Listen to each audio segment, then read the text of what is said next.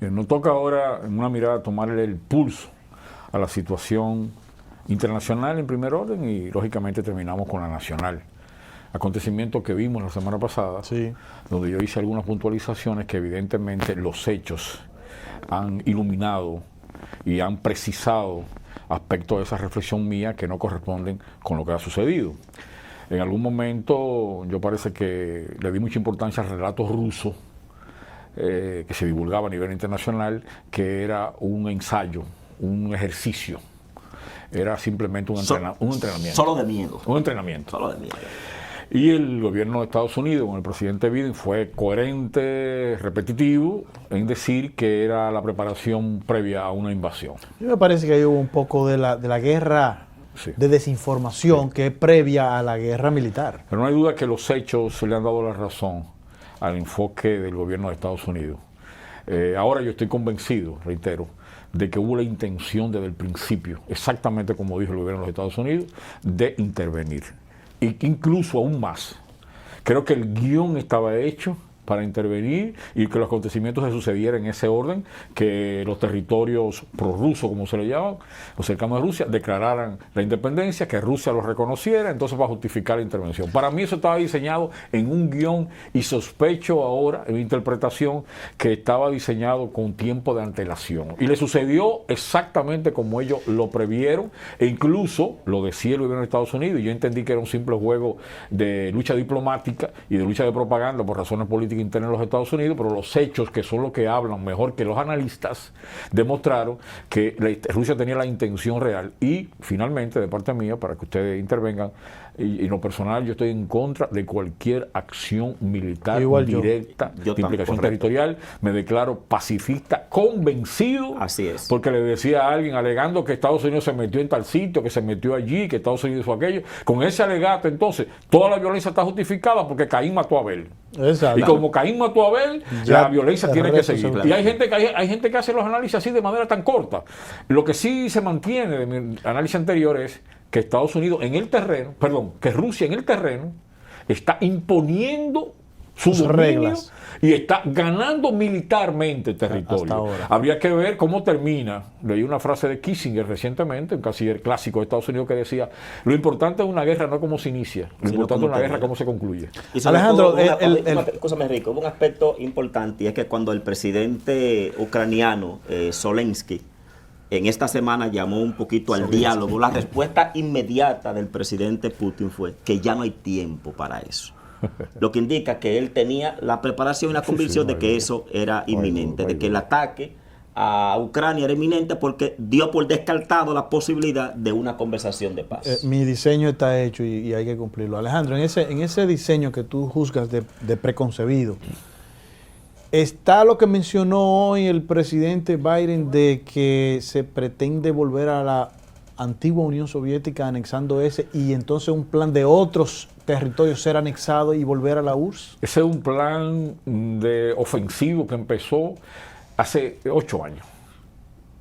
Primero con la ocupación de Crimea, y es volver a la frontera histórica, le llaman ellos, porque cada quien usa el lenguaje de la Unión Soviética, que era el momento de mayor extensión del dominio ruso en el mundo, porque aunque siempre ha sido una confederación, en realidad la hegemonía la ha tenido Rusia todo el camino, incluyendo en la URSS. Miren. Y el otro acontecimiento que se inscribe en ese orden es la presencia militar rusa en Siria, que mantiene el régimen a fuerza militar. Entonces Rusia pasa a influenciar y a tomar control prácticamente de Siria, entonces hacia el Medio Oriente. Y según informaciones que he investigado para este programa en la última semana, ellos tienen presencia militar de asesoría en un caso, de venta de armas en casi toda África, o una buena parte de África. Oigan esto.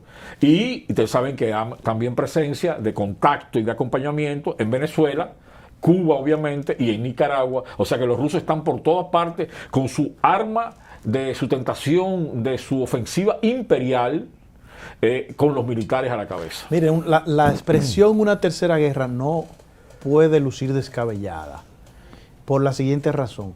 Aunque los hechos de la Primera y Segunda Guerra Mundial tienen unos antecedentes más profundos, sí iniciaron con pequeños conatos de enfrentamiento. Sí. Bueno, la segunda, Y desencadenaron en guerra de Polonia. Sí, la intervención de Polonia inició la Segunda Guerra. Entonces, aquí tenemos ahora la intervención de Ucrania, lo que indica que hay dos hechos que se repiten. Y la primera fue con la muerte del archiduque, de Austria. Correcto. Y fue un acontecimiento así, y después vino un movimiento escalonado, de acciones. Como le dominó. Claro. Y a mí no me gusta hablar mucho de la Tercera Guerra Mundial porque lo han usado demasiado. Claro. Sí. Lo han usado demasiado la tercera. La verdad que es un conflicto peligroso. Es peligroso. Están muriendo personas y Putin irresponsablemente dice que el responsable de esa muerte son los occidentales, el gobierno de Kiev. Y la verdad, tú eres responsable de la muerte. La muerte que tú ordenas militarmente, son señor su Putin, responsabilidad. Con la muerte que tú ordenas, disparen. Es tu responsabilidad. Y son directa. jóvenes Claro. los que mueren, como conversamos. Hay dos aspectos que yo quisiera que nosotros tomemos en cuenta y leerlo textualmente sobre dos declaraciones del presidente Vladimir Putin a propósito de esto. Y es cuando él hace una advertencia a Occidente. Dice, quien intente obstaculizarnos debe saber que la respuesta será inmediata y sufrirán las consecuencias más grandes de su Eso es historia. parte del pleito. Eso es parte del miedo. Tú lo has dicho elegantemente, esa no es una advertencia. ¿No? Eso es una amenaza. Una amenaza. Eso es una amenaza peligrosísima. Correcto. Y frío y calculado. Y le suma entonces otra. Dice, la Rusia moderna es una de las potencias nucleares más fuertes ahora. Y nadie debería tener duda que el ataque directo a Rusia conducirá a una derrota y además de consecuencias. Antes de terminar y venir a las consecuencias en la República Dominicana, que ya no queda un minuto a para la propósito. economía dominicana, tenemos que decir algo. Hay que señalar que actualmente, en estas horas que estábamos produciendo el programa y saliendo al aire del programa, la ofensiva rusa se mantiene. Se mantiene. Está en marcha. Y la pregunta es, ¿hasta dónde va a llegar? ¿Va a llegar hasta la capital, Kiev? ¿Se va a quedar antes?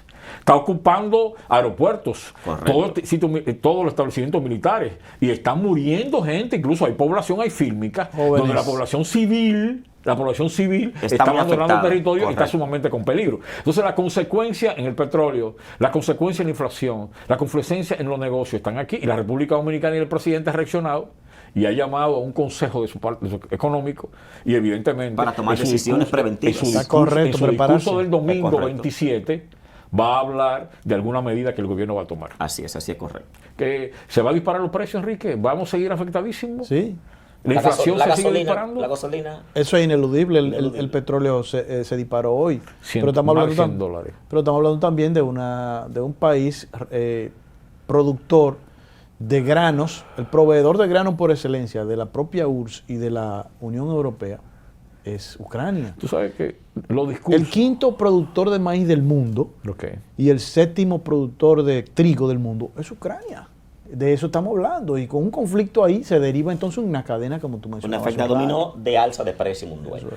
Alguna gente ha dicho ya al cierre, eso lo vemos en otro programa, que a los gobiernos que vienen de la familia revolucionaria como concepto, históricamente del Partido Revolucionario Dominicano, ¿no?, siempre le caen de gracia a nivel internacional. Cosas que no son responsables internas, sino que vienen de afuera para adentro. Y la verdad es que se ha repetido en el gobierno de Antonio Guzmán, vino con un huracán, entre otras cosas, vino con serios problemas de deuda con el gobierno de Jorge Blanco, vino con una crisis bancaria que no es responsabilidad del gobierno, sino del sector privado principalmente, aunque faltó vigilancia del sector público, pero no es privado. Y ahora viene el COVID, que es una responsabilidad que no tiene nada que ver con el gobierno dominicano. Y ahora viene Ucrania, son armadas directas de Rusia, y la contención que obviamente va a medir, sanciones fuertes, y evidentemente la OTAN y Estados Unidos se va a ver obligados a tirar un cordón militar periférico a Rusia, ténganlo por seguro. Ellos no se van a quedar simplemente con las sanciones económicas, algo más va a pasar. Y todo esto a los gobiernos que vienen de la familia del Partido Revolucionario Histórico. Terminamos con este segmento de análisis de coyuntura en una mirada. Siga con nosotros.